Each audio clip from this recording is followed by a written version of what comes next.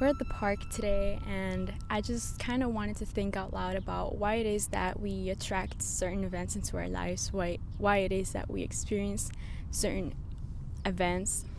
I've heard a lot the saying that says that we attract what we fear, and the way that I reason to why this is true is because when we're in a situation in our lives where what we fear is one of the possibilities of what could happen, we put a lot of importance to it. Immediately, our subconscious mind puts our focus on that possibility. The key here is possibility, because it doesn't have to necessarily happen. It is possible that it could happen, but not necessarily. And just like there is a possibility for what you fear to happen, there's also a possibility for something great to happen, something that you would like to happen. You connect your present moment to that possibility, and your brain logically creates like a path to how that could come about, how that could come a reality, how that could turn into your reality. This happens automatically. Most of us, we can't really notice when this is happening. This is when meditation is very useful, because you notice yourself having fear, then you notice yourself thinking of the possibility of what you fear most to become a reality. And then you notice yourself creating a path from your present reality to that reality. Now your brain, once it has the details of what needs to happen, what steps needs to be taken in order to end up there, it's a lot more likely that you will shift towards that experience. And we can use this brain pattern, this thought pattern, to our advantage by thinking of the possibility of the best case scenario happening. Think of where you are right now. What's the best thing that could happen? Something that could make you really happy, something that you wish to happen.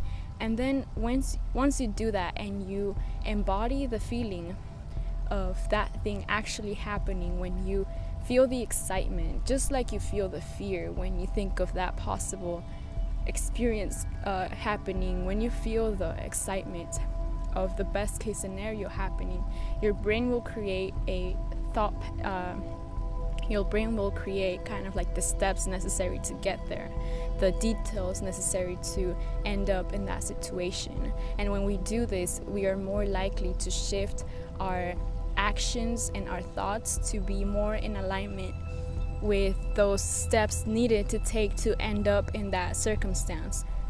Say you're in a state of fear or anxiety and you are catching yourself being pessimistic or thinking of the worst case scenario, then start to work that muscle of changing your thoughts. Start to build up your strength of the mental power necessary to shift to your consciousness from pessimistic thinking to positive thinking. Now, when you try to shift your mentality to a more positive thinking, and you try to think of the best case scenario instead, and you try to embody that emotion that you would feel experiencing the best case scenario, your brain will tell you a lot of reasons why you should rather be thinking of the worst case scenario. Your brain is trying to protect you, so it thinks that it's very important that you keep thinking of this.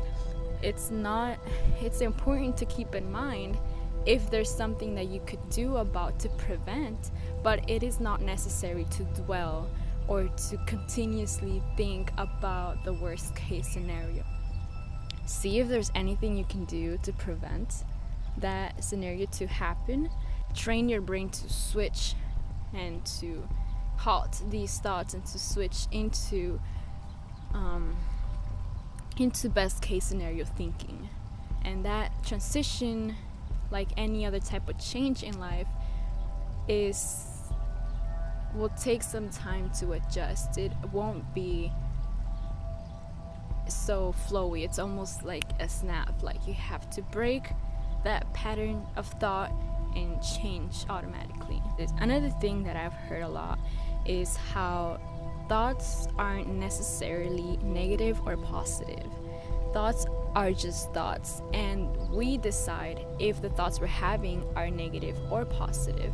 Something that would happen to me is that once I became aware of my constant thoughts, I would feel almost like stressed that I was having negative thoughts.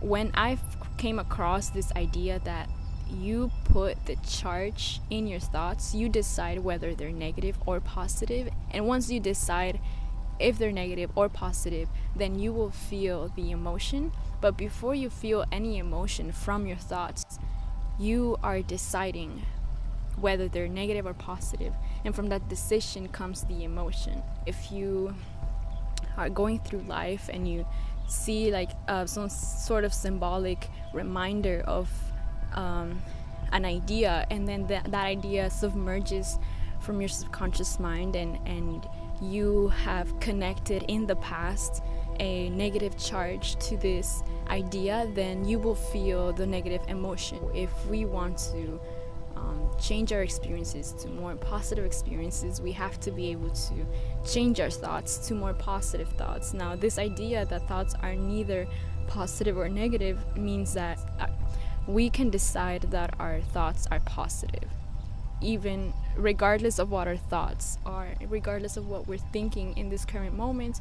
We can tell ourselves that they are positive, and by telling ourselves that our current thoughts are being positive thoughts, then we will feel the positive emotions, and that will lead into maybe a chain reaction of more positive thoughts and more positive emotions. And then as you think of the more positive side of things,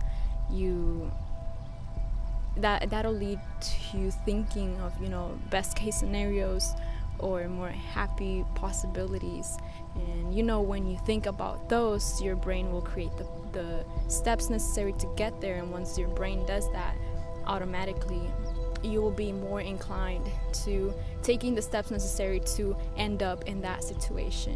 So with that said, I want to wrap this video up, and I hope I brought some insight with this video, and I hope you guys have a nice day.